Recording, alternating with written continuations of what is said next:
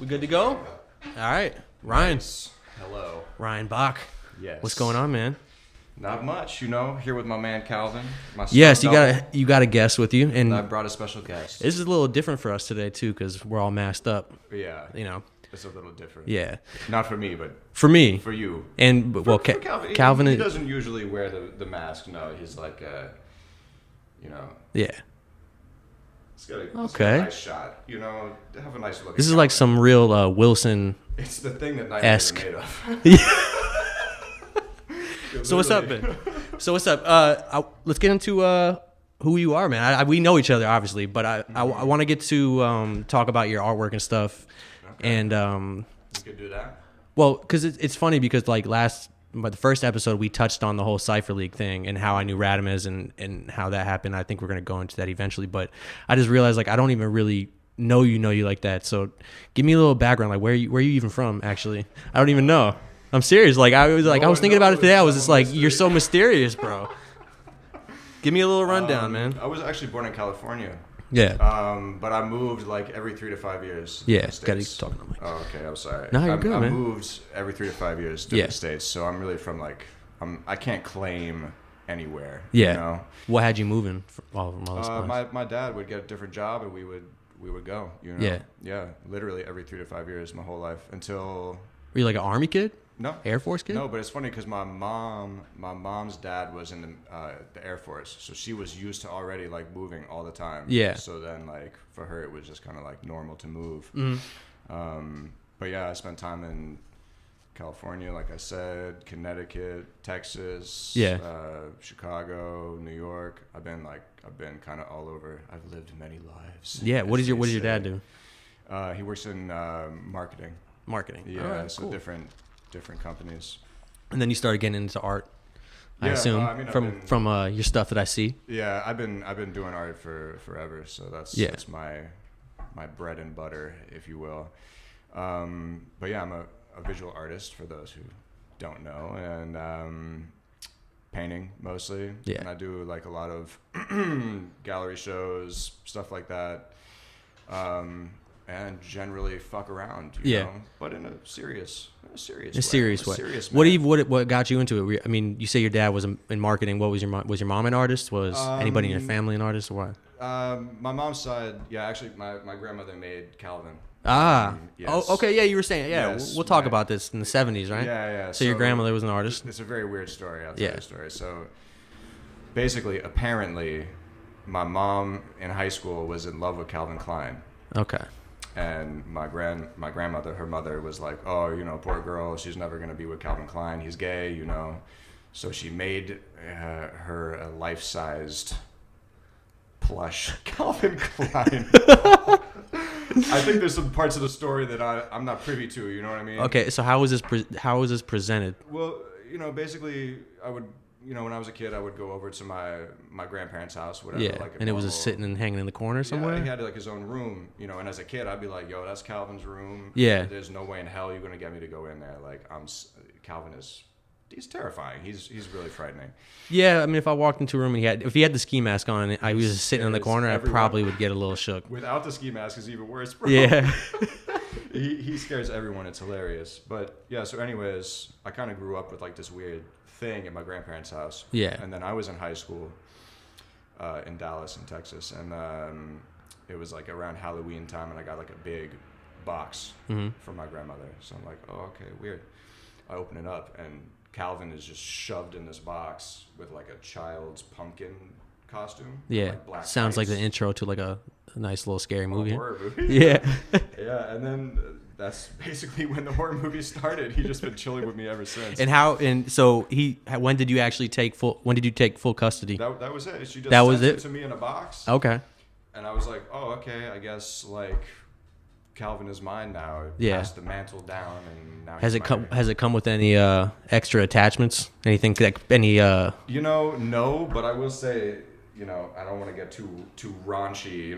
There may be, I don't know what the rating of your. Oh, dude, it's not for kids. But he's like, he's a serious dude. man. He got a, I don't know. He drinks a lot. He got a lot of hair on his chest.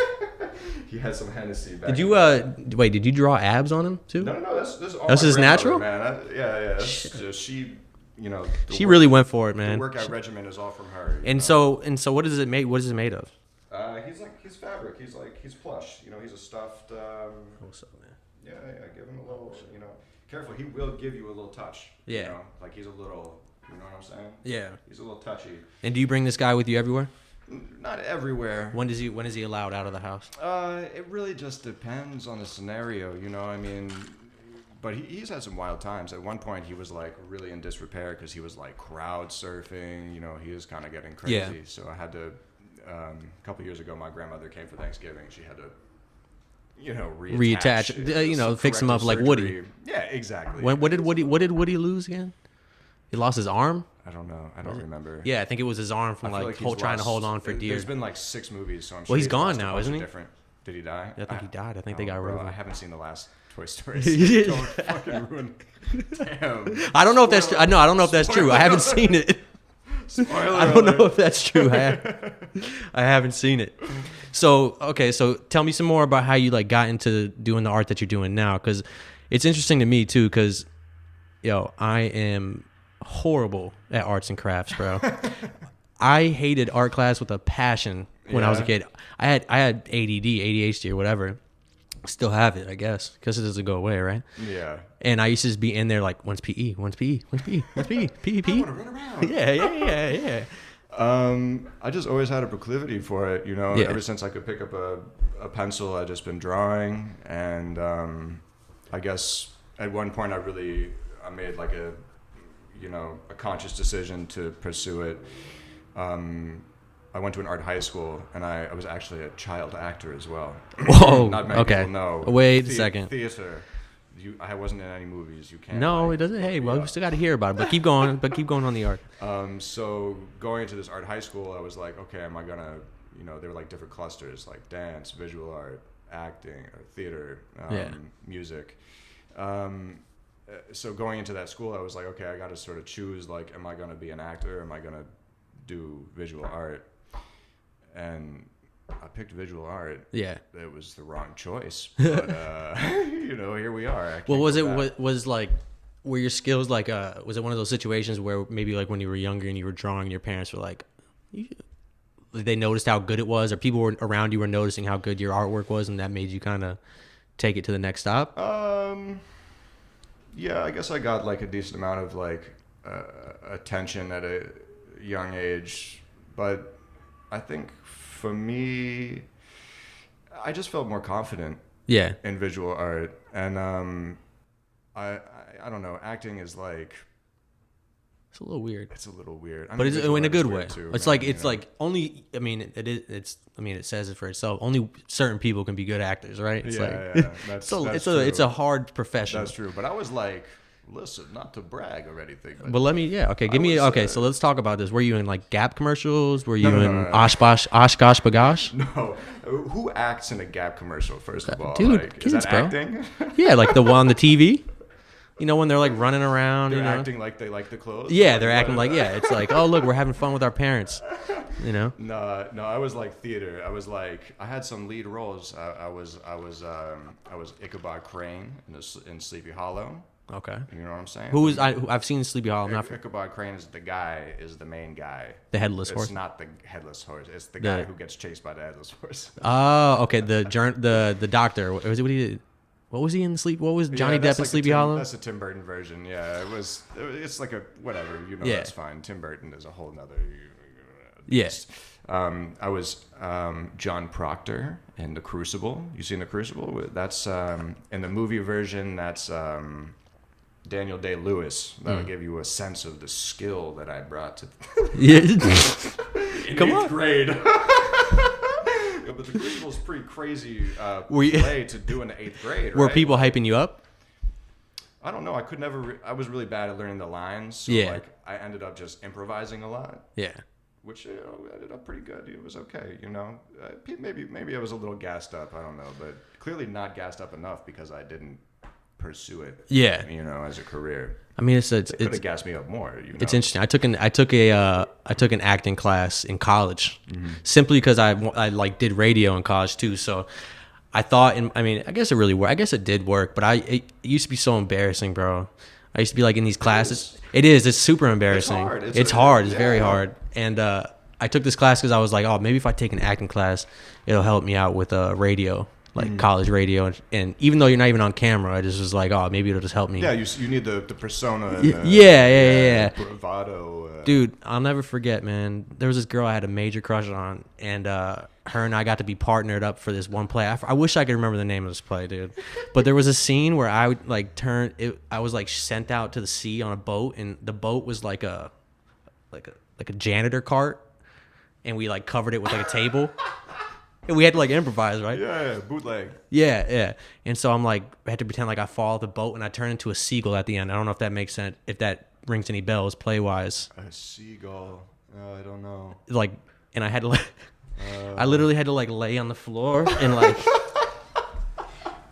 pretend like I was transforming from a human into a seagull. A seagull. I wish it was an eagle. An eagle, that would have been a little more like noble. So did you end up getting with your crush? I did, yeah. I think that play really secured the spot. It was years ago. This was when I was in college. For you. Yep. Okay, that's nice. She was into seagulls. Yeah, shout out to this one dude. He looked like this one dude used to kill it all the time. He used to look like the bald dude from Key and Peele. Which one is he? Peele? No, Key. Keegan. Keegan? I think it's the less successful one. That's fucked up. I don't know. Did you see Predators? That was a crazy movie. Wait, he was in Predators? Yeah, he was in Predators. No, I did the last movie I did see with them was the one with the cat. The Predator. The duo. They're both. Predator. It's the Predator. Predators was different, anyways. But the Predator was the one with the alien with the that's. Yeah. Yeah. That's the one. I'm late, man. I'm bad on movies. Anyways, doesn't matter. Back to child acting. Digress. Yeah. Child acting. Okay, so cool. So you went from child acting, then you switched up to visual arts. What was like the first? I was doing both, but what was like the first like big project or something that you worked on that really made you be like, all right, I want to do this like for real. First off, actually describe your art. Actually, like how would you? I mean, your art. I've seen it around, for years that we've known each other. But you told me to bring something. I should have brought something. It was like we could have put like a piece here, we could show your hand. It's like that's one of your pieces right there. But yeah, just tell me about it. It's for lack of a better term, it's sort of like a neo-cubism. Yeah. Like. And you gotta like explain this stuff to me because in the art world I have no idea what I mean. Well, Cubism was like a movement in the 1920s, an art movement in the 1920s. Okay. Like the famous ones are obviously like Picasso and these people. So yeah, Picasso is like the famous one. So I can't be part of that movement. Obviously, it already happened, right? So this is like a neo, a futuristic kind new of wave. Yeah, new wave. But that's just for lack of a better term. Yeah. There's a lot of like other influences that I draw from. German expressionism, and these are all different like art styles. Movements. Yeah. So I paint in black, white, and gray. Essentially. Is it all black? Because I did see some color stuff with the red, white, and blue. That was like the political climate stuff that's going on right now, which we'll talk about for sure. Yeah. Sometimes I gotta jump into some other things. It depends on like the concept. Yeah. But like the majority of my work is black, white, and gray. Do you have like a certain? I don't want to say like topic. I guess like certain. What's like your subject of choice? Like, what do you like to display in your art? I mean, I'm definitely like politically leaning. A lot of my work is political. There's no real like one subject matter that I cover. I feel like that's kind of like why I set up this sort of like very graphic, like recognizable style, so I could address a lot of different things, and it's still kind of like in the same world, in the same universe. Mm-hmm. Does that make sense? Yeah. But yeah, definitely like I'm doing more and more political shit, which is like great, and then in other ways it's not so great. How so? It's just not as easy to sell, to be honest. Yeah, well, I feel like it's like like a timepiece, right? Like, or not? It's like it's like hot right now. No, not necessarily. Or how? I mean, that makes sense, but it's more just like if someone doesn't agree with you, they're not going to buy the work. That's cutting like 50% of your audience. Like, right there. Potentially. Yeah. Potentially, like, none of my audience loves Trump, so Yeah. I don't have that problem necessarily. Word. But yeah, it's definitely like it's weird. People are a little like, it's also like it's hard to like I never really work with like brands and shit because I'm kind of like a wild card, like you never really know like What's gonna happen. You know how it is. You got to keep things interesting and yeah, man, you gotta keep things new. Yeah. Yeah. So what made you make the choice of being hidden and not showing your face? Hidden? Yeah, hiding. Not hide. What would you call it? I don't know. No, it's not disguised. It's Are you doing it for the word is escaping me, but okay. Well, are you doing it for purpose that you want it to be straight about the art and not about the person? Like, so when you're out in public, or if you ever got to that point when you're at galleries and stuff like that, they're not really looking at you; they're looking at the art first, right? Yeah, something like that. It definitely started that way. Yeah. A lot of like artists have, especially on social media. This is like definitely like a social media thing. It's something that I did because of social media. Yeah. So you see all these artists, they're posting their artwork and then they post a selfie, and the selfie gets however much attention while the artwork is kind of like secondary. Yeah. And I peeped that early. I was kind of late to Instagram, so I kind of was just peeping that and was like, oh, okay, interesting. Yeah. But beyond that, yeah, it's like I want people to focus on the art, and I also want to be able to just get like as fat and ugly as I want, and like no one's really gonna care. Yeah. As far as my career is concerned. It's funny though, people really fight me on this, man.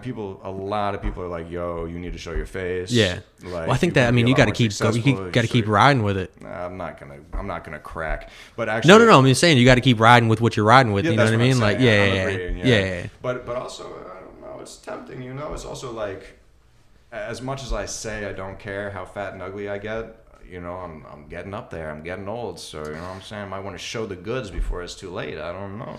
Well, I mean, I'm trying to think when I've seen you at any galleries, when you've had shows or anything, that you've been maskless for any point of time. There might have been. Not. It's just for pictures. That's the thing. It's like, if you know me, then you know me, and that's cool. You know what I'm saying? Yeah. This is another like great thing that I actually love about The mask. Hiding my identity. Ooh, that's close to the word I was looking for. Is you meet people, and if they know who you are, if they know what you do, they're going to treat you a certain way. You know what I mean?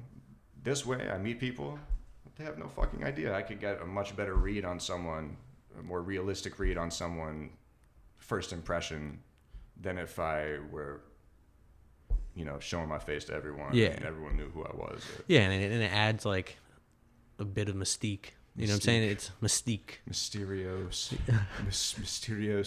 Yeah, it definitely does. It's also just like really, it's hilarious. Yeah. Like, when did you start doing this? Since the beginning? Like when were you doing it when you were in high school? When you were in middle school doing? No, I think I really started doing it when I got on Instagram, which must have been like 2013 or 14, like pretty late. Yeah, I think that's when it started. It's just like I like to keep people on their toes, like obviously this is like me for real, I'm here, but like this provides me the opportunity to send someone else to do an interview. Yeah. Which I've done. Okay. Sometimes, yeah. Like an on-camera interview, or just yeah. And you're just like, they don't fucking, I mean, it depends. Obviously, like you would have known right away if it wasn't me because you didn't know me. But like, so how do you? This were a situation where you didn't know me. Yeah. You never know who could have showed up. You know what I'm saying? Okay. Okay. So break this. That's hilarious. Break this down to me. So like, what do? You go with the person that you're gonna send. You just go through like you give them like a script, kind of like a rundown of what you want to. No, it's not that. It's funnier if they don't know what to say. No, I mean, it depends on the person. The last time I did this was actually my homie. It was really a good one. Jason, do you know Jason Santoy? With all the face tats. Yeah, I don't know him, but I've seen him around. Yeah, I don't know where he he's at. I haven't spoken to him in a while, but he used to live with me. Yeah. So I sent him, and he had no fucking idea what to say, and he was like, "Give me some," and I was like, "No, bro," and he was like, "Okay, well, like I'm gonna pop a Xan," and like I was like, "All right, do whatever you gotta do, bro." Oh man. Actually, that's not exactly true. I did give him one written note to read at the end that was like, "My next show is this date here." Like, but besides that, I was like, "Dude, just And how many times have you done this? You've done it a couple times. Couple times. I don't want to disclose because some people still don't know that it's not me. Yeah, that's true. What element of surprise, Yeah, and so let's talk about some of the. I mean, I know you mentioned earlier that you say you don't really necessarily work with a lot of brands because you like to kind of keep it to yourself. But oh no, they don't want to work with me. Really? Well, I saw. I did depends. see on your page. I did some research on your page. I saw you were doing some. You did some stuff with Adidas. I did do some. I did a little bit. Oh, that Adidas thing. That's true. I did do that. That was very small. But it was great. But what was it for?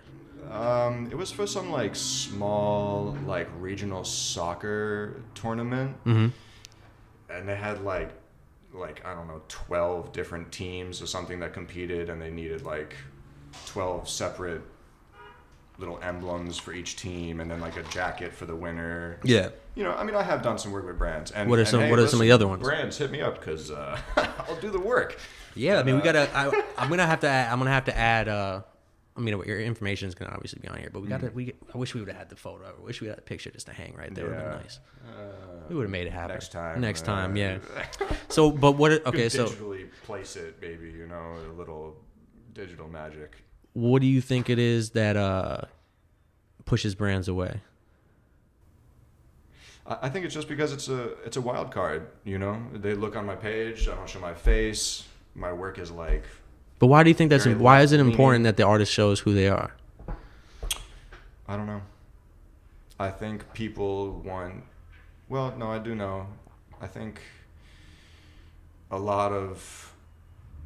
Sort of everyone's career is built on like reputation, right? Yeah. And there's a very few like cases. Like one that's popping into my mind right now is like MF Doom is like kind of the only example of someone I could think of.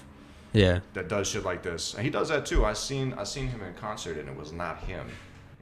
He really? Random people. Yeah, he's too fat. He doesn't give a fuck. He just stays at home. I honestly wasn't that into MF Doom. Really? It's niche. It's niche. It's a little niche. It's niche. It's niche. It's very niche. Yeah. So what you've worked with Adidas? What are the other brands that you've worked with in the past? Nothing. I don't think anything big. I probably self-sabotage myself too. Like one time I was talking to a Nike's rep, and I said that's the other thing is I have no filter. Yeah, I feel you. So I said this to them. I was like, yeah, no brands want to work with me because I'm crazy. Yeah. He was like, okay. Noted. I was like, all right. The gallery I was with was like, bro, why'd you do that? Like they do collabs with Nike all the time. Yeah. So I was like, I don't know. Sorry. I beefed it. Yeah. I guess. It's funny. Yeah. It's like, I feel like I find myself in those situations a lot too. I feel like as I've gotten older, my filter has gotten less there. Yeah. You know what I mean? Yeah. Less in general. And it sucks too, because it's like you said, you think, that probably fucked up the deal for you because he probably doesn't know you, never even met you before, and it's just like he just thinks he doesn't get you're being sarcastic, you know what I mean? Like, and he's even just though like, I'm just really being honest. But yeah, I don't know. It's also like it's a weird, I'm definitely in like a weird transitional phase in my own like thinking of my career and stuff too, because capitalism and you know what I'm saying. Brands, bro, and companies. Yeah. Money. It's all pretty weird. Right? But how do you find the balance in between wanting to stay where, like, keep your mindset where you are as far as like making your art and also making money? You know what I mean? And taking advantage of opportunities. Get it on OnlyFans. That's. What are you gonna do? Paint naked? Maybe. No, Yeah. I don't think there's going to be any nudity or sexuality. What do you mean? Isn't that No, it was not created for this. It was created for creators, literally. So I really am. They actually rejected me, but I'm going to try and get on them. Why did they reject you? I don't know. Emails didn't match up? Reason everyone rejects me. They're like, this guy's too fucking weird. We Yeah. can't. No. There's weird shit on there. But yeah, no, I'm really serious. It's really difficult to make money. And actually, this is something that I want to talk about. Doesn't have to be right now, but eventually. Let's talk about it. Demystifying the gallery model and like the art industry in general, because I feel like a lot of people who want to be artists don't get it, and a lot of people who are into art don't get it. Don't get what? How the business aspect of things. And this is like, you know, at a certain point in my career, I realized I was like, oh, cool. I have like this half that I'm like very proficient in. You know what I mean? Like I could render, I could paint. You know, I could do like my shit. But the business side, no one taught me that. You know, I went to art school. No one tells you that shit.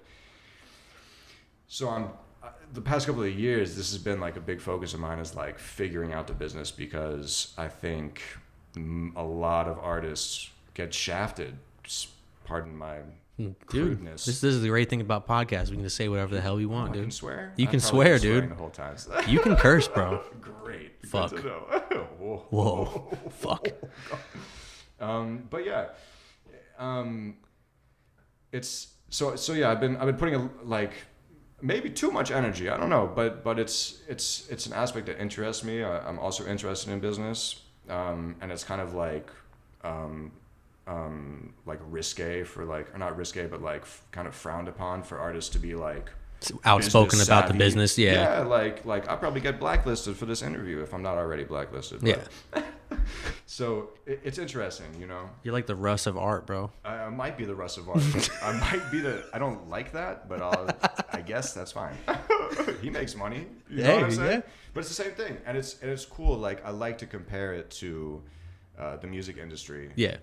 Because for whatever reason, more people know about how the business of music is shafting artists. Mm-hmm. You know what I mean?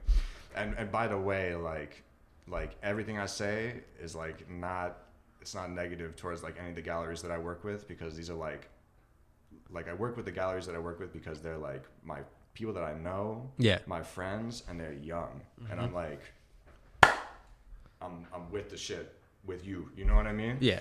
So I don't know, break it down, ready? I might go back and forth a couple times here because do your thing. It's complicated.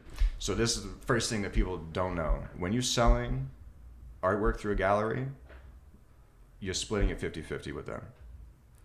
Did you know that?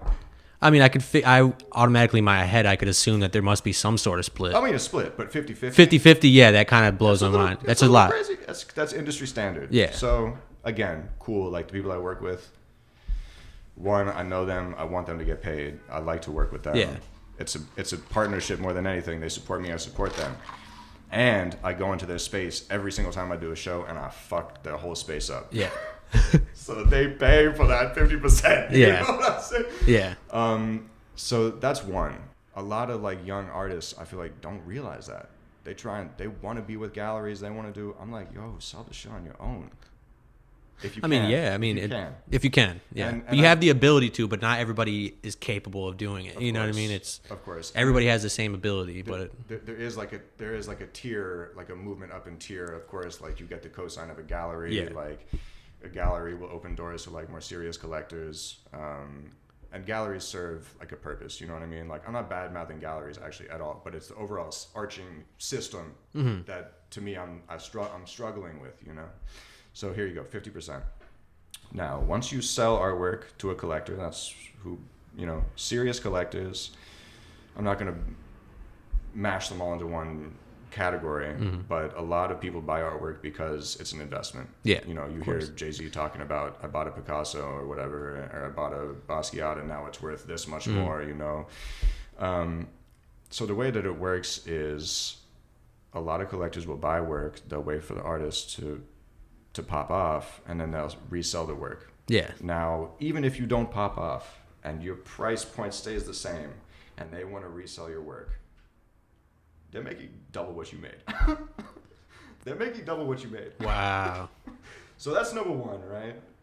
And that's like I've known this for years, and it's still replaying in my head like, okay, okay, that's how it is. Okay. Number 2, right? This is called secondary market, where you're selling it's, you know, you bought the painting and you're selling it. It's like a lot of like auction houses and stuff do this. There's no law. There's nothing providing the artist with any percentage of any of those sales. So you could sell a painting for, we'll say $100 because the math is easy. You make $50. Yep. You pop off. That painting is now worth $10K. That person wants to resell it. They make $10K.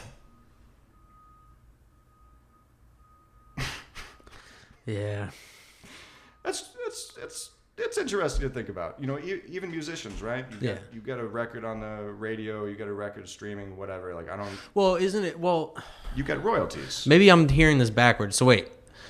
So somebody, an auction house buys your painting, right? An auction house doesn't necessarily, but yeah. somebody buys it. So somebody buys your painting, yeah. and they hold on to it until you pop off. Yeah. Or they, you know, of course. And they bought it for $100. Yeah. And you got $50 off that originally. Yeah. But now they have it, and now you've popped off, and they sell it to somebody else for $10,000. Yeah. And the issue is that you don't get any of that. Yeah. $10,000. Yeah.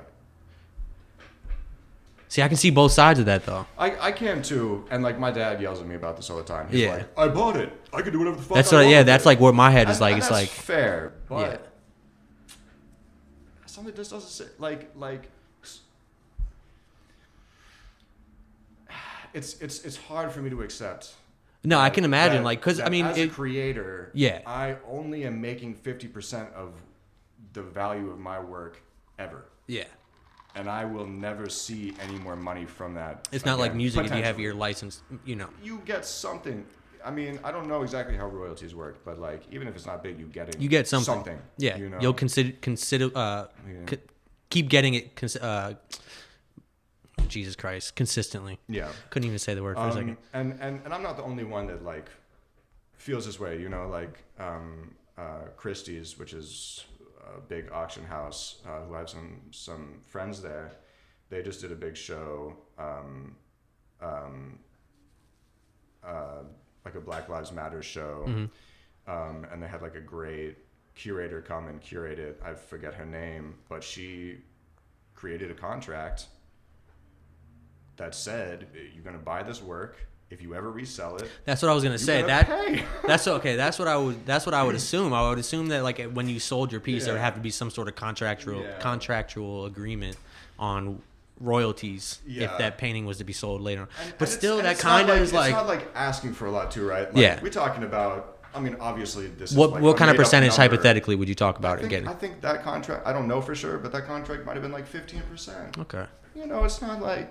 It's just making sure, like, yo, you want to support the artist, like how everyone always talks about, then maybe you should do something to support the fucking artist. Yeah. It's just a weird thing. Well, yeah, then it comes down to the person wanting to do, like, them being okay with giving you some of the money that they feel they earned because they essentially got a deal. Yeah. You know, like, right? Yeah. When it comes down to it. It's also it's a large incentive for people to buy artwork as well. Yeah.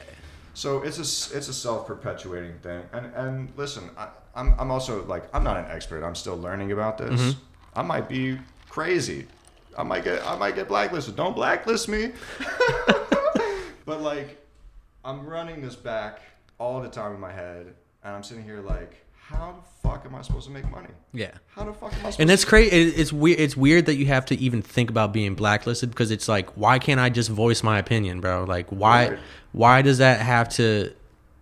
Why does me voicing my opinion change your opinion on me simply just because I'm thinking something? It doesn't mean I'm going to act on it, but it's just my opinion, and it's just like, does that necessarily? I think a lot of artists get to a certain point.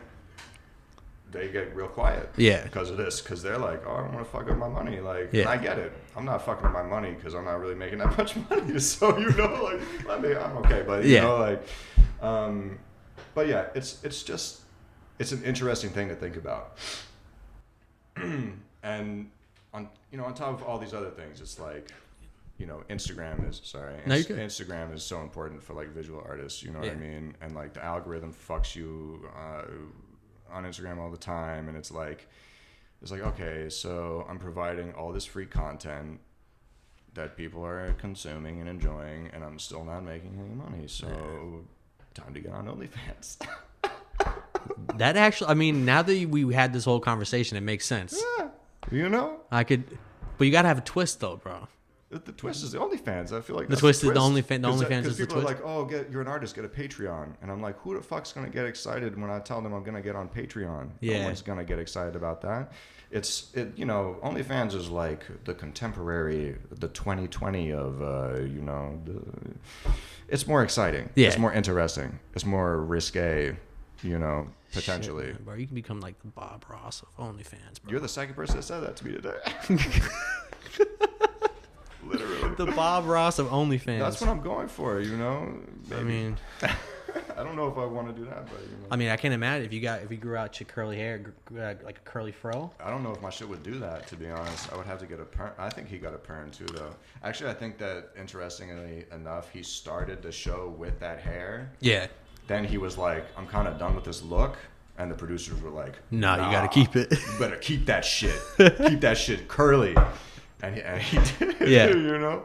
But that's crazy. That's like iconic. Yeah. You know, happy little trees. Hey, man. Clouds. Shout out Bob Ross. Yeah, that's a nice guy. Very like calming. It's a soothing voice. Yeah, I was never really into it. I mean, it wasn't really my thing. When was that? It was like the 90s, right? No, it was like the 70s or something, bro. Was it? See, yeah, I don't even know. It's really old, yeah.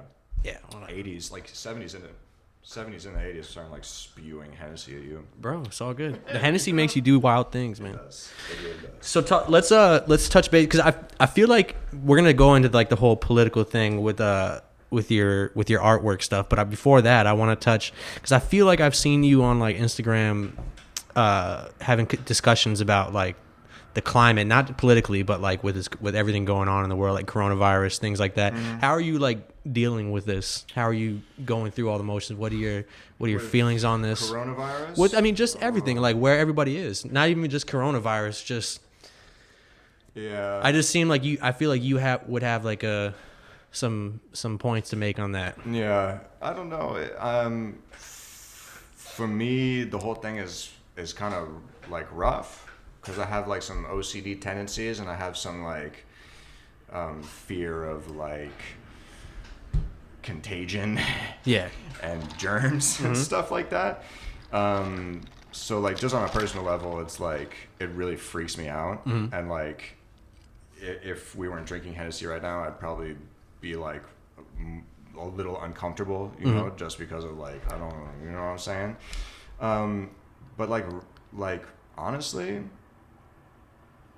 At this point in the corona conversation, it should just be all pointed towards like our country, bro. Because there's other countries that have zero. They're in the club right now. They have zero, you know, cases. They squashed the shit. Yeah. And our government literally is. Well, today they just announced that next week they're gonna put the vaccine in use in UK. It's going out. I saw that. In the UK. I saw that. Yeah. And like the UK didn't do a great job either, but our governments are like very similar. Yeah. Like they're into all the same bullshit that our government's into. Yeah. Brexit and etc. Mm-hmm. But yeah, I think like it's crazy, and I also just think that we live in like a society that like American culture I don't want to say that we don't care, but I look around and I'm like, I know that everyone deals with like reality in their own way. Yeah. You know what I mean? So I don't want to like be harsh. It's really hard for me to not be harsh with people in regards to like this, because I'm of the mind of like, so you got to stay inside for another like 3 months. Like, okay, like fucking deal with it. Like it's not that crazy. You know what I mean? Like I'd rather do that than like get coronavirus. Okay, it's not that big of a deal, but then like 6 years down the line, I have like major like we don't know. You know what I mean? It's a big question mark. And then the other thing that I love is like mad people. Like no one really get on my case, but some people are like, hey, like don't, you know, like you might be overreacting, like you might be, and I'm like, man, you had the shit already. Yeah. Like, why the fuck am I gonna take advice from you? Yeah. You already got it. Yeah. Like, what the fuck you doing? You know? But like, again, like early on, I was like very, I had a little freak out like early on, which actually was like great. Like my mind fucking opened in like ways that I was just like, whoa, like I'm seeing like such a broad picture, you know? Yeah. But I was really harsh with people in the beginning. Like I also lived with like 6 people at the time. Oh so shit! It was God. Like they didn't, shout out to them. I love them all, but they didn't give a fuck. Yeah. You know what I'm saying? Like, like they didn't care. Yeah. I like broke down and like cried to one of them. Like he was like, I'm going to play basketball. I was like, oh, okay, cool. And he's like, yeah, I'm going to the city. I was like, why are you going to the city to play basketball? There's a court 2 blocks from here. And he was like, oh, because I'm going to meet these people. And I just was just like, bro, like, you gotta take this shit seriously, bro. Like, I'll cry in front of you, bro, if it's gonna make you, like, take this shit seriously. I don't give a fuck, you know? Like, I cry. Yeah. I cry, bro. I don't care. Yeah. But, like, yeah, like, I had to, like, reel it in and be like, yo, like, whether we can accept this right now or not, like, we are all dealing with, like, trauma. Like, this is, like, trauma that's happening to us right now. You know what I mean? Yeah. Like, and you can't you can't like measure or like predict or like there's no right way to react to a traumatic event. You know what I mean? It's like everyone gonna have their own shit. You know, someone might go off on a drinking bench for 3 months, 4 months, or someone might, I definitely that was me. Yeah. The first 3 months. I mean, because when we had that curfew where it was like 8 o'clock or whatever, yeah, I would be home from work at like 7, and it was just like, well, nobody's doing anything. I left the city. Yeah. I left the city. Oh, you left the city? I Man. No, but listen, like this is another thing that like is really funny to me. I gotta ride or die with the city, bro. I feel that, bro. I respect it. I respect it. I mean, no. No, I did stay. I do respect it. Yeah. But this was like another really funny thing to me is like when the mass exodus happened, and I guess it's still happening. Yeah. Which actually I think is great. Oh like, yeah, I'm lower these it. rent prices, bro. But then with mad people being like, "Oh, see, like you're not a real New Yorker," blah blah blah, blah something, all types of shit. And I'm like, bro, don't you want people to leave the city? So like, isn't that like good for everyone? Yeah. Like, if dude, it was so less, nice walking around the city. Yeah, like, you know what I'm saying? Like, yeah, you're not gonna get you're not gonna get infected. Like, let more people leave. Like, why are you complaining, bro? Yeah. But yeah, I went upstate for like 3 months. I stayed with my parents. Mm-hmm. I was like pretty sober, but when I came back and had to like re-enter society, that's when I started drinking. Man, that's when I was like, oh, yeah, okay. Yeah, I mean, it was like anybody. It was basically what everybody could do. Like they were just sitting at home with their roommates and just drinking, or you know. In South Africa, they quarantined or whatever. They shut down everything and they stopped selling cigarettes and booze. Really? I was like, are y'all serious? Yeah. Like, you already having riots and shit that people don't want to stay inside. Like, you like the cigarettes and the booze? Yeah. Oh, I don't know, man. I'm over this just in general. You know what I mean? I think everybody is just over it. Yeah. I don't know, but there's parts of me that's like kind of upset because like about New York, I do think people should be able to have the choice whether or not they choose to go into work. You know, I feel like after a certain amount of time that should have been allowed. And I just, that's like one of the main things that I just don't agree with, because it's like COVID is serious. I tell you should wear your mask. I'm not telling you not to wear your mask. I'm not telling you don't go to parties, don't do, you know, whatever it is that you want to do to stay protected. But like at the same time, man, it's like, how many lives are we going to ruin, bro? People aren't going to, you know, a lot of people aren't going to be able to come back from this. Yeah. You know, a lot of people lost their businesses. A lot of people lost, you know, shit that they just can't come back. It's just impossible to come back, you know? Exactly what you're saying. People can't afford to. So it's to me, it's just like, and especially just living in New York and just knowing how, even for an apartment, rent prices are high. So imagine businesses, you know what I mean? Yeah. So it's like these businesses are paying what, $30,000 a month. Yeah. And, you know, it's like.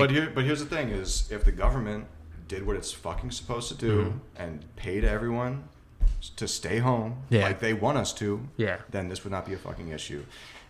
so all this stuff, like all these feelings that everyone has about like it's like I have all those feelings too. I really struggle with like the moral path of what the right. I don't know, but like it all trickles down to like, well, wait a minute, like the government's telling you to stay home. They have to pay us to do that. Like, essentially, exactly. Rent, like, or cancel, do something. Yeah. And that's another thing that's happening. Isn't it ending this week? Wasn't like the rent forgiveness thing happening? Like it ends, I think, this month at least. I think so. Yeah. So all these people that haven't paid, and it's so crazy, man, because they didn't pay rent. They're still gonna have to pay that. Yeah. It's not like it's not gonna, it's gonna disappear. It's not free. Yeah, it's just forgiven for a moment. Right. You know what I mean? You have to pay it back. Yeah. So that's just like, I don't know. That bothers me a lot, man, because I'm lucky enough. I've been able to still work, and I'm still surviving, living somewhat normal. I feel very fortunate as well. Exactly, and it's just like I know so many people that are like, yeah, I'm getting like $100 a month or $100 a week from the government. Yeah. I'm like, bro, you can't even. I mean, over the years I've discovered that it's like you can't even live comfortably in New York unless you're making at least like $1,000 a week, $800 to $1,000 a week. Yeah, it's a. I mean, it is unprecedented. Yeah. It's like I don't think anyone really alive has seen anything this, global. Yeah. I mean, it is like a global shit show. Yeah. Literally. And yeah, no one knows what to do. Yeah. So, well, I see a lot of that reflecting in your work, and that's where I want to go into next. Is I've seen your work over the years, but now I've seen it's gotten a lot more. Just in the past couple months, I would say it got a lot more politically charged. Talk to me a little bit about. Could I get some water? Is that possible? Yeah, of course. Yeah. Is there some... I might. There's water in the. I can give you some ginger ale. It's the same shit. I got it. There's water in the sink over there. Sink? Yeah. Could we take a 2-second break? Yeah. Is that crazy? Yeah. Go grab one of those cups right there. I'm gonna do that real quick. Yeah, of course. A little parched. This is not doing the trick. No, do your thing, man. Cool, thank you. You want one? No, I'm good, man. I'm good. Yeah. I'm the only one. The drink's small. Okay. Back to this. Yeah, that was good. Back to that this. Was necessary. All right, So we were talking about your work kind of leaning more politically charged as of late. Talk to me a little bit about that. I've seen it, and explain to me that I've been seeing the eagle a lot in here. What's that eagle that? Oh yeah, the eagle. I mean, first of all, I would say that my work started. I've always leaned in this direction, but it's been very subtle. Mm-hmm. And then I would say that once Trump. Even before he was elected, I started diving deeper into some of these very deep-rooted, like, systematic issues, and like sort of discovering them, kind of for the first time. I feel like every like white person, either you're racist or like you're just completely ignorant, and there's some event or something that you just like you're like, oh, like. Wow, I see this from like a different perspective. Mm-hmm. So I definitely like had that, and I just kind of dug into it and tried to educate myself. And that's sort of where a lot of that energy came from. Is like realizing like my own like complacency, my own like ignorance, literally. Yeah. And then. Yeah, the eagle. At that time I started doing all this research into white supremacy. That's what I was gonna say, because I truly don't watch the news, bro. Like I mean, not at least on television. Like I might get my news elsewhere, but like I can't watch like the CNNs and the MSNBCs and the Foxes and any of that stuff. You know what I mean? It's just too much, man. I feel like it's just like the same story reiterated a million different ways all day. You know what I mean? Well, this was me literally going on the internet and like digging into like chats and like it was not news related. No, and that's but that's where I saw it at. I saw the eagle thing, the controversy on the news. Oh, because he used it and Trump used he was doing crazy shit. He was selling the baseball for $88. See, this is like interesting as this like culture of hatred has been pushed or had in the past been sort of pushed sort of deep down to the point where these people use the internet like crazy. They have secret language. They have symbols that they use to recognize each other. All this shit that, like, if you don't know about that shit, you don't know what's happening. You know what I'm saying? So I'm like, I'm Jewish too. So, you know, best believe that these people, you know, it's like we hate black people, but don't forget we also hate the Jews. You know? Yeah. I'm like, I'm not really Jewish, but I'm like Jewish-ish. But like, yeah, so I'm like, damn, it would actually behoove me to learn this shit so that if I'm ever in a situation, I could peep shit before, you know what I mean? Mm-hmm. Like the 88 shit, like that's 8 is or H is the 8th letter in the alphabet. Is that right? It's Hail Hitler, 88. So if you see 88 somewhere, you know what I'm saying? Like, now you know, like, oh, okay, this is not, you know, this is like potentially speaking to something else that I might not even have caught before. Yeah. There's all these like coded things.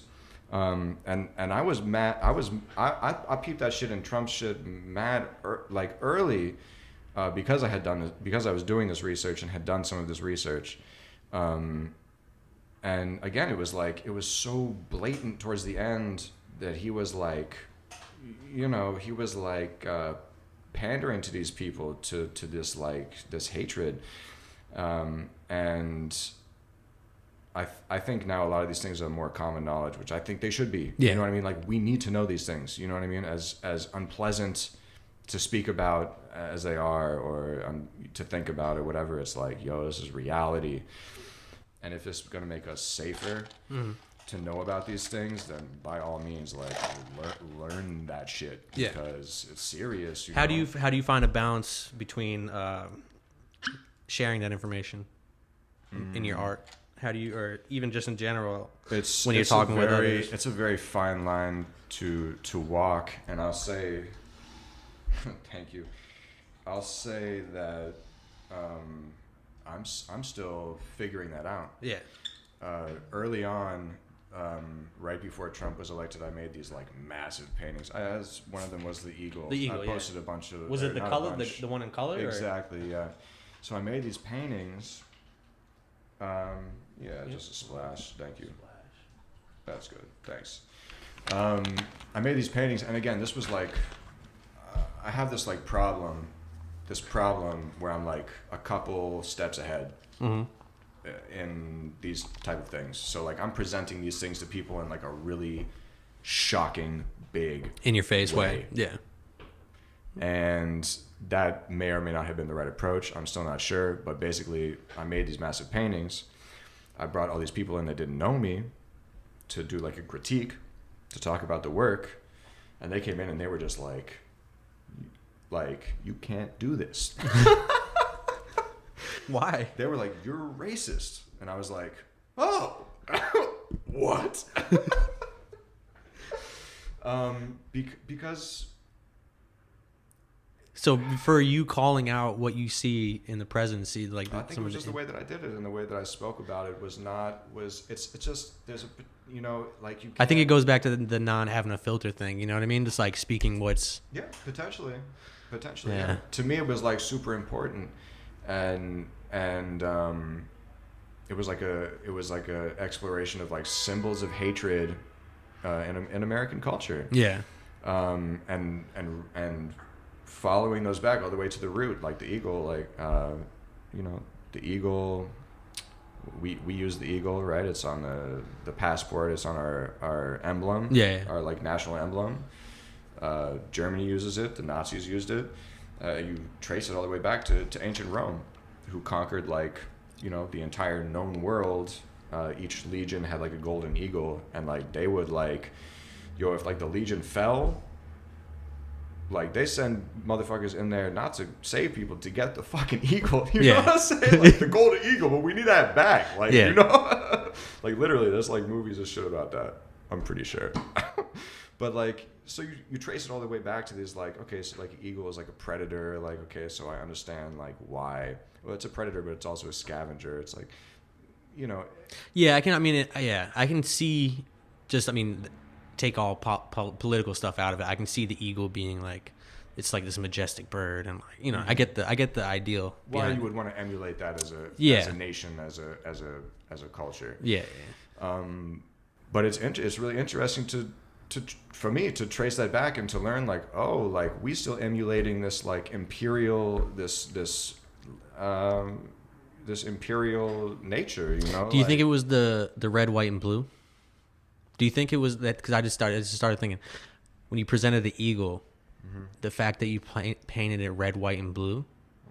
Do you think that maybe in their heads they were like, the critique was way too subtle? Yeah, but you know what you know where I'm going with this. Yeah, like you're like also, red, white, and blue. You know what I mean? Yeah, like it was also because of all the other paintings. It was okay.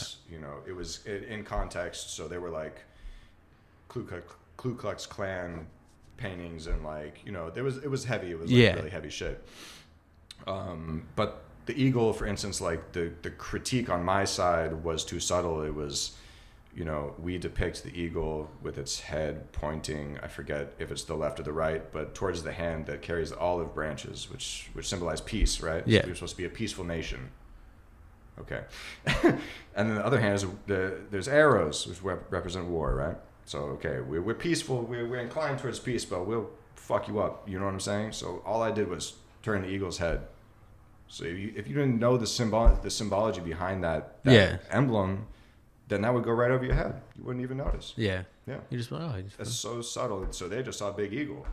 They're like, one girl was literally like, she was like, your stance is not clear, and if you took these paintings and threw them down a hill, then your stance would be clearer. And I was like, okay, you want me to throw the paintings down the hill? Like, okay, cool criticism.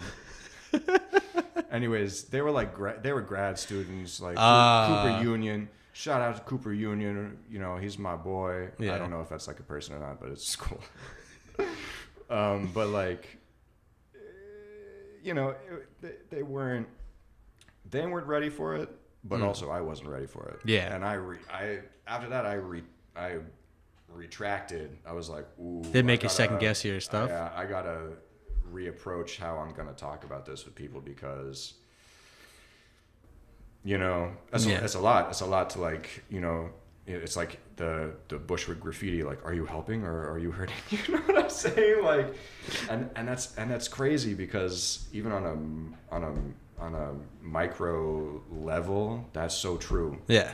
The best example of that I could think about is the black box that people posted the one day. Oh my god, bro. And that was so interesting. Yo, that was so. I got into a huge argument over that, dude. Well, let me tell you. Okay, keep going. We might get in an argument. No, okay, I don't think we will. But like, it was so interesting, right? Everyone did that with good intentions, right? But the reality of it was that blocked out all the information for the protests on social media. Yeah. So it was. That was like, I remember that being the main argument. And I posted the black box. Yeah. I deleted it, but I'm like, yo, I made a mistake. I have no problem admitting. Yeah. Once I woke up the next day and seen, it might have even been IOD, who I saw first posting about some shit, like, delete that shit. And I was like, oh, and once I looked into it, I was like, wow. Yeah. Like, we just got, or like, whoever just got. Yeah. Because, like, with those good intentions, we fucked everyone's shit up. Yeah. See, my perspective on that, and it might be a little cynical. It's just like, I don't know, man. For me, don't get me wrong. I believe that there were some people that genuinely posted it because they thought it was going to do something. Yeah. But it was performative. For me, it's like, yo, it's like virtue signaling. It's like, look at me. Look, I'm posting. I care. Well, there was a lot of pressure. You know what I'm saying? Like, and I feel like that was like around the world, like no matter who you were, I feel like a lot of people felt the pressure to like, to follow it. Pressure, and it was just like, I don't know. I just remember I'm just like, you know, and you say you delete it. It was like, I'm not going to post something, you know, to like, are you going to keep that on your page forever, or when this is all over, like, are you just going to delete it because it aesthetically doesn't look good on your page anymore? So when we go down to that level, what are we really doing it for? You know what I mean? Of course. I mean, all social media is performative. Yeah. Like, all of it. You know what I'm saying? Yeah. Like I have like the same quandaries, you know, because I would like donate and I do like different projects specifically to raise money for whatever. But then I'm like, yo, just for clarity, I'm gonna post like that I'm doing this and like where the money's going, because it's y'all's money. Yeah. You know what I mean? But like, I know that appears performative. Yeah. And I'm gonna address that. I'm gonna say that. But also, it's like, yo, I don't know. At a certain point, you can't. Yeah, I mean, you got to for yourself. You got to be like, I can't choose what other people think. Yeah. You know what I'm saying? Like, yeah. And you're right. And you're right. That's like, it's funny because I did this stupid thing yesterday with the horoscopes. It's like, oh yeah, I saw that. But it's the same thing. Before you go into it, the funniest response I saw was, you'll never get a date in Bushwick again. Someone and else I was like, that's so true, bro. Jesus Someone Christ. else was like, oh, you're not going to get that astronomy believe in pussy anymore or something. And I was like, oh, God. It's like, every girl that likes me, their favorite movie is The Craft. So I have no problems in that regard. Anyways, I'm magical as fuck. Like, just so you know. Yeah. But no, it's like the same thing. It's like people want to use horoscopes as like a cheat sheet. You know, it's like, oh, this is an easy way for me to, the black square. This is like an easy way for me to, show them in tune. And you're right. You're 100% right. I want to give people the benefit of the doubt, but there's no doubt in my mind that 70% of all people are. I want to say 95, okay, bro. See, I'm 90. trying to be positive here, but I feel it's like the celebrities that when they did the song when they were when they did the like the Black Lives Matter shit. Did you see that video? The black and white. Oh, all the what? It was it. Oh yeah. With the dude from Jesse from Breaking Bad. Video, bro. What did he say? For every joke, for every it was like really bad. Teach me what I'm doing. Yeah, like. I don't know. Anyway, sorry. No, I remember they got roasted for that commercial. Yeah, it was just like, what is this gonna do, bro? Yeah, it's just like your agents need to be fired. Yeah, even if that's sort of like what it boils down to, is right? Is like intentions don't necessarily matter, and that's just what it is. Yeah, it's like you could want to be the best person in the world, but if you're a dummy, you want to do dumb shit. You know what I mean? It's like you gotta really like if you're gonna step into the arena of trying to help people, then you gotta like actually do that. Yeah. And like you gotta speak to people. Like you gotta learn. Yeah. And that's hard for people to do. Yeah. That's really hard for people to do. Like kind of surprisingly, But yeah, intentions. It's something that I, am learning as well as this sort of like intentions don't matter. Yeah. Like what is the end result? That's what matters, Intentions don't matter. I mean, I guess. Well, it's a broad statement. Yeah, I'm trying to I feel like. Like it's true. I feel like it's true. If you can think of a scenario where your intentions do matter, let me know.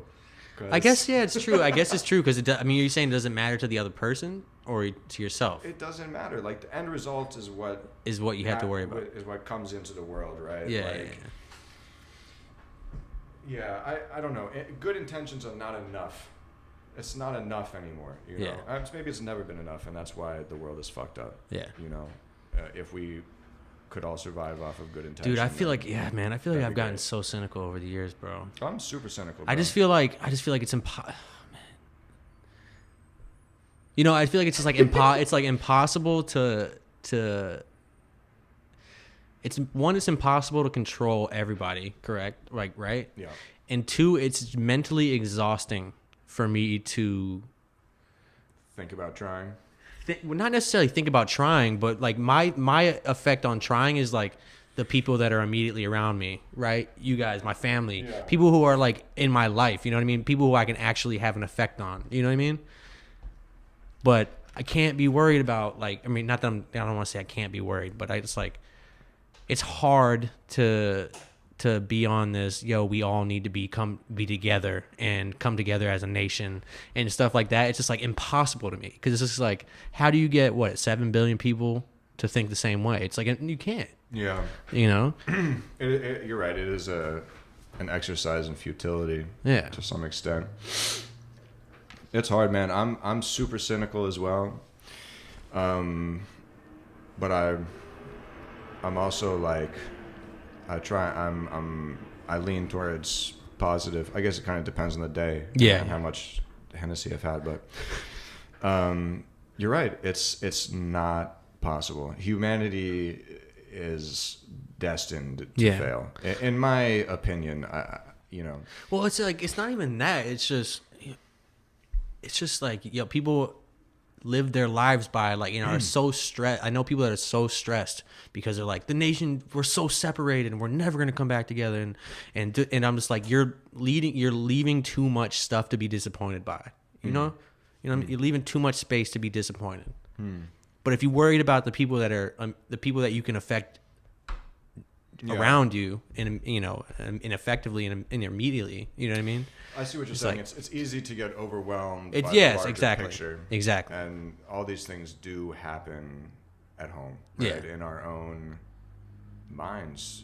For me, at least, like most of the work that I do is like, it's mental, it's like figuring out, like seeing from different perspectives, whatever. But I feel you. I can't even really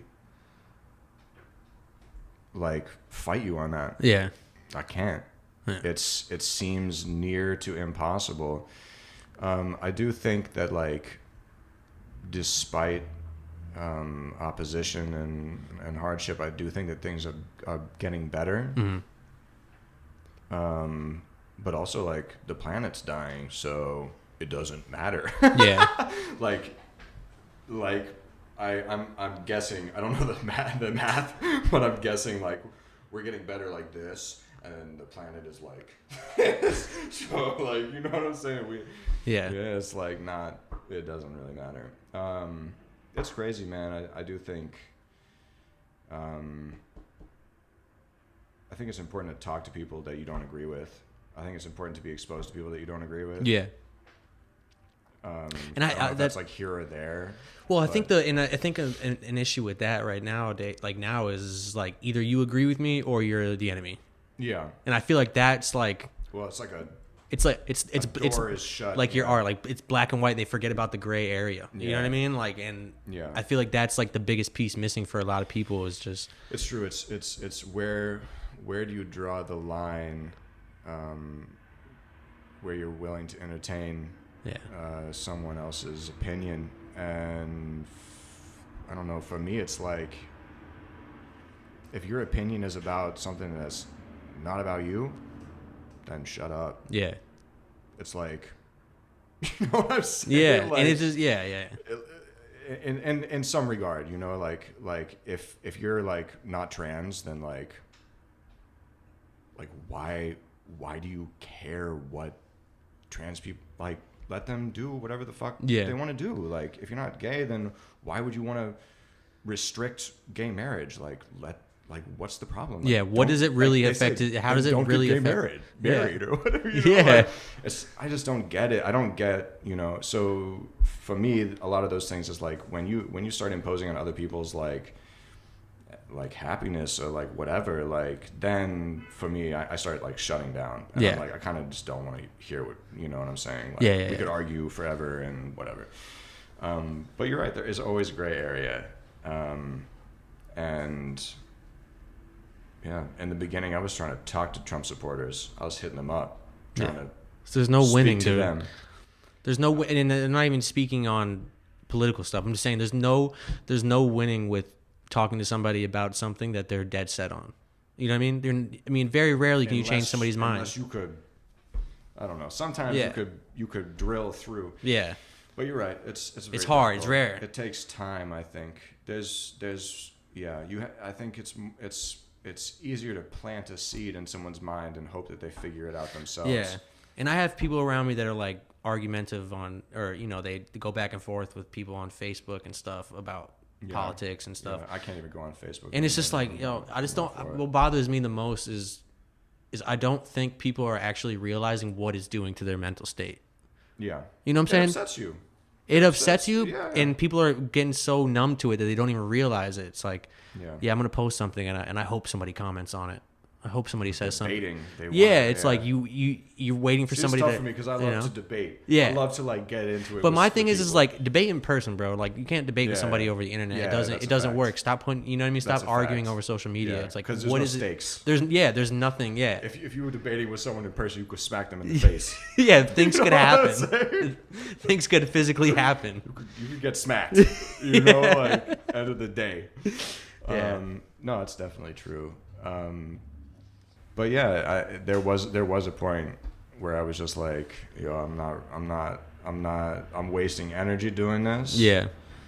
I don't think it's helping. Yeah.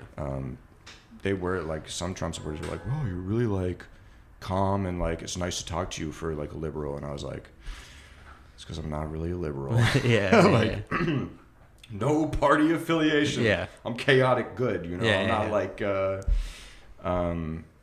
But yeah, it's no matter how spiteful I get, I always come back to it's like, what the fuck else am I gonna do besides like try? Yeah.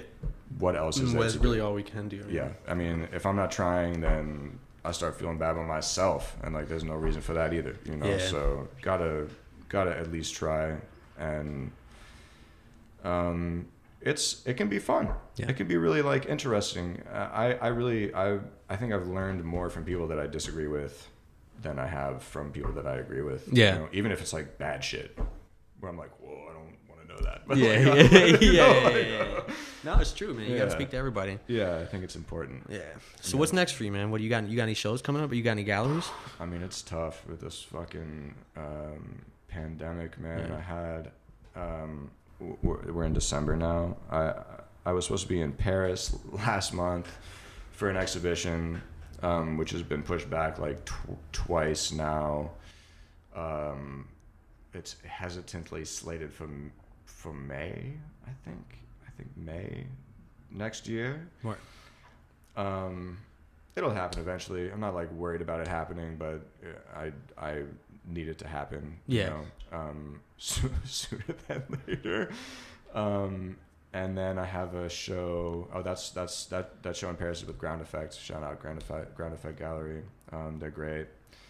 And then my next scheduled show is in 2021.